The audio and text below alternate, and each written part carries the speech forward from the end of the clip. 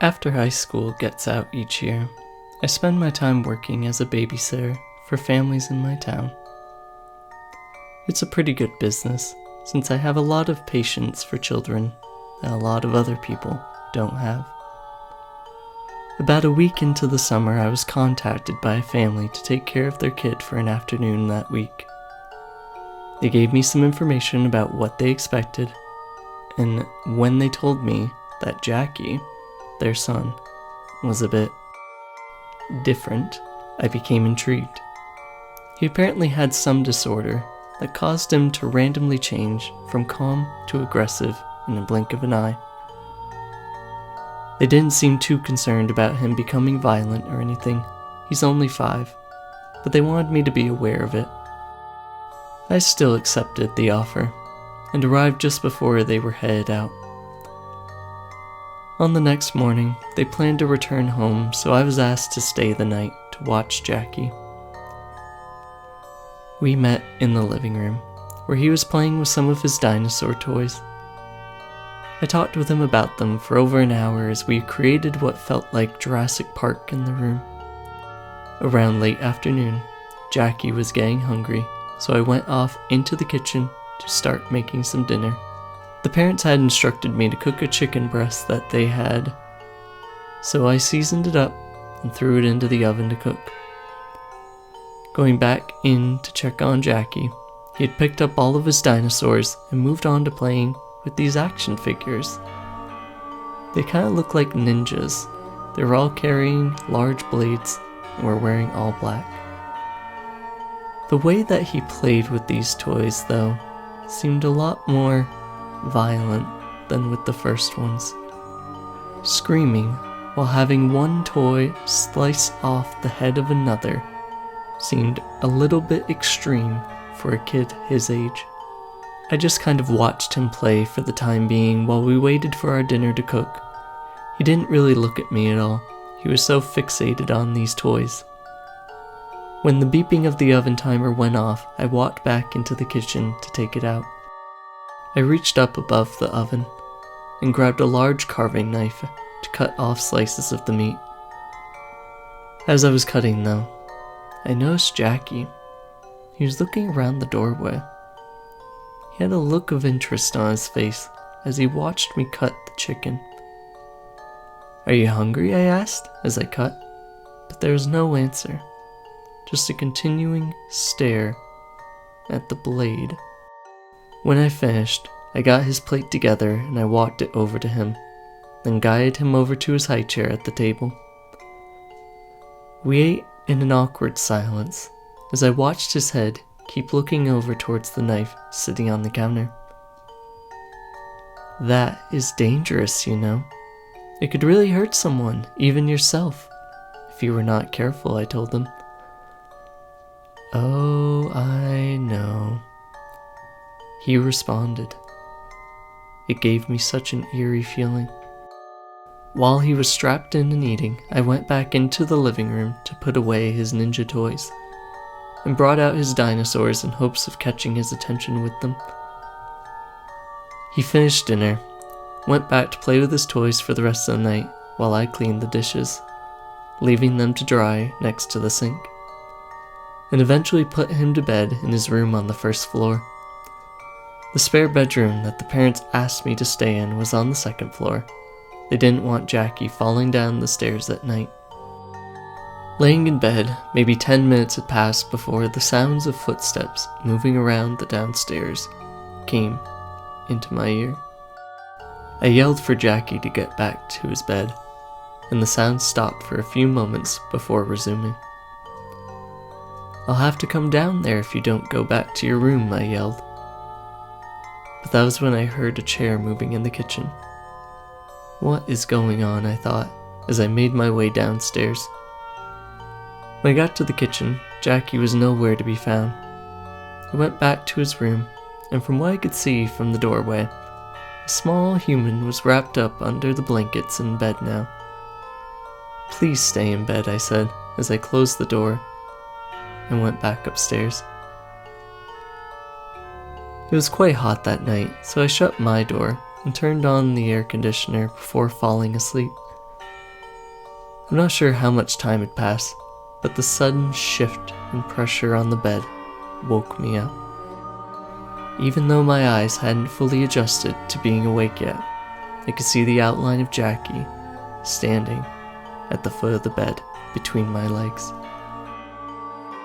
"What's wrong?" I began to ask as I reached over and turned the lamp on, and I screamed.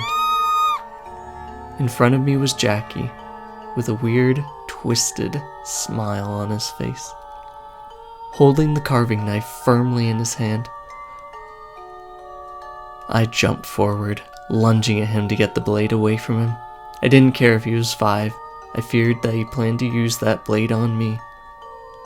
Thankfully, his grip was not strong enough to hold onto it as I pried his hand open. Immediately after, I called his parents non-stop until they picked up the phone and told them what had happened. They were in a bit of disbelief that Jackie would do such a thing, but then just told me to put the knife back into the top cupboard and everything should be fine. I was not trusting that at all. I carried Jackie back down into his room as he kicked and screamed, shut the door, and sat right outside of it, awake for the entire night. I wasn't about to get murdered by a 5-year-old. The parents came home even earlier than they originally planned and gave me double the original payment because of what happened. I explained to them that they would need to find a new babysitter for the rest of the summer, and I walked right out the door, never to hear from them again.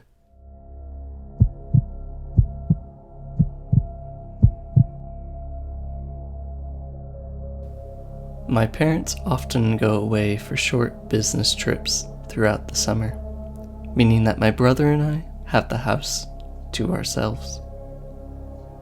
It's a really nice place. We have a big, open living room and game center, and a large in-ground swimming pool out back. One night, my brother and I decided we would throw a party for our friends. We all just finished our sophomore year in college, and figured we'd be living in our apartments next summer instead of returning home. It was around 10 o'clock.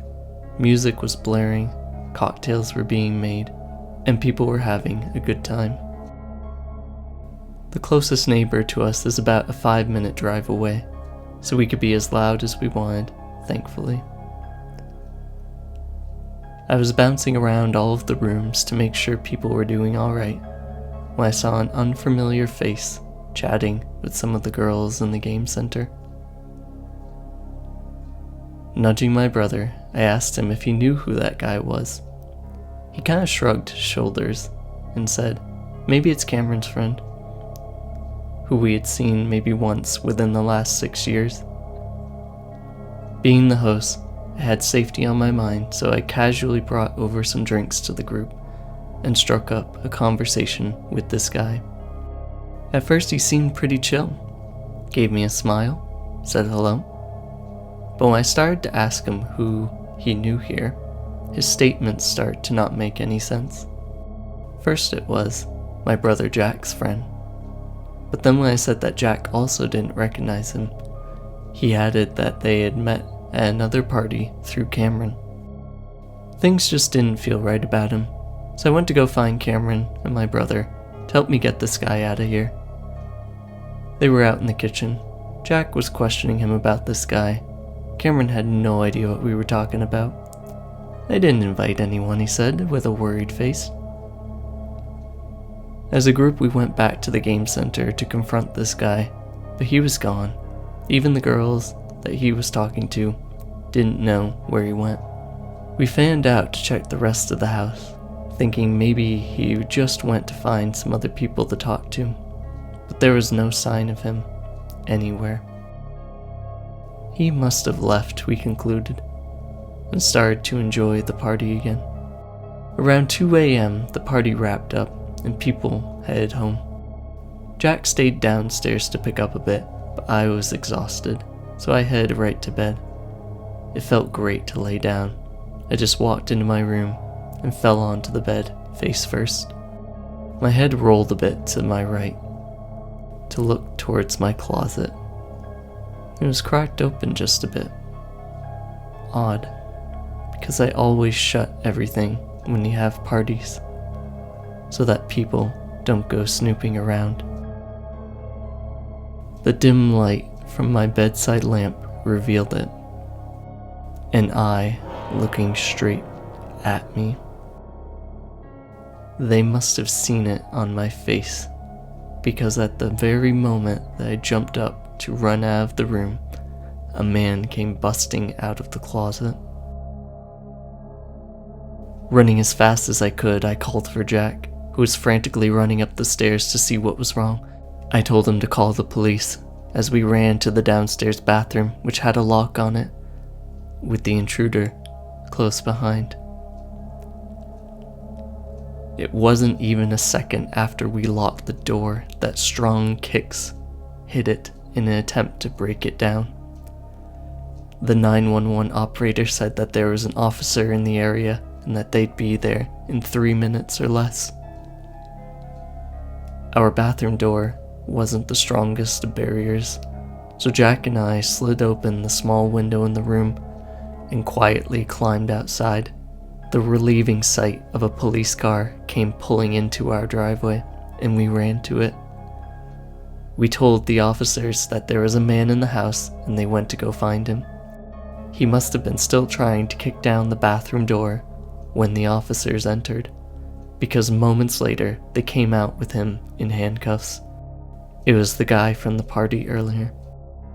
As he was loaded into the back of the police cruiser, he gave Jack and I one of the most horrifying stares we had ever seen, which I still have bad thoughts of today.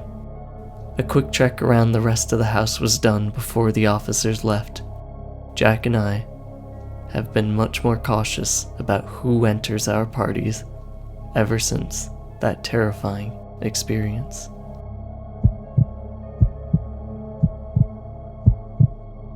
Every summer, my friends and I go camping for a weekend at a pond that is about an hour away from our homes.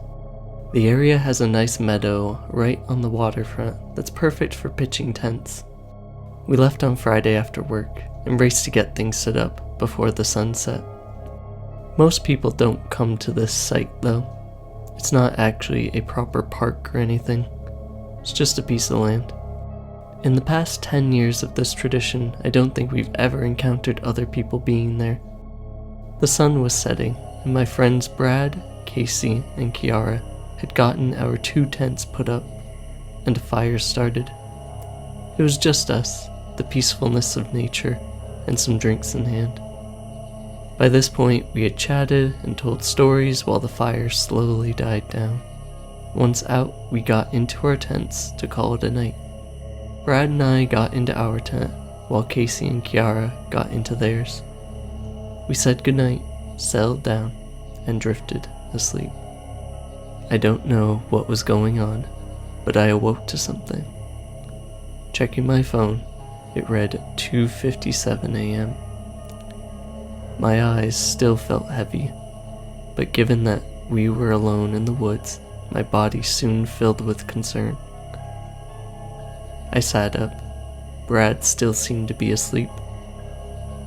Using the light from my phone screen, I looked around the inside of our tent. My heartbeat jumped when it shined over the tent's door and revealed the darkness of the night. Someone had opened it. As quietly as I could, I leaned forward and poked my head outside. I turned my screen off again so that my eyes could dilate as much as possible to see what was around us. Scanning from left to right, my head stopped after a few seconds when I thought I saw a small, red light flashing. Now usually, cars have this kind of blinking security light in them, but it was impossible that it was that. Our car was in the opposite direction, I knew for a fact. Suddenly, a faint sound could be heard, coming from the direction of the light. I slowly walked towards it. The sound began to get louder and louder, until I was right on top of the light. Turning my screen on once again, I looked straight down at my feet, to reveal a small walkie-talkie. A quiet, breathing sound was being broadcasted, but as soon as I picked it up, silence. Why would this be out here, I thought? And why would that sound be playing? My screen light went out, and a deep voice came on over the walkie. You never know what might be lurking in the dark. Followed by some of the most terrifying laughs I ever heard were aired over the radio. As the laughs grew louder from the speaker, my heart almost stopped when they became audible from the other side of the pond. I looked in that direction, revealing, standing all the way across, was a lantern being held by a person. That person began walking towards us. I dropped the walkie, ran back to the tents, yelling for everyone to wake up. No one knew what was going on as they all started to come outside.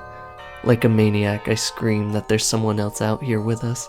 We all ran back towards the car with our small backpacks and got in. I put the key in the ignition to turn it on, and when the headlights shined straight ahead, we all saw it. A man with a lantern and what looked like a machete was walking along the edge of the pond towards our campsite. We drove back home and went to retrieve our gear the next day, but when we returned, aside from the campfire, it looked like no one had ever been there. It's disappointing that our gear was stolen, but I'm just glad that I randomly woke up in the middle of the night, or else it might have cost us our lives.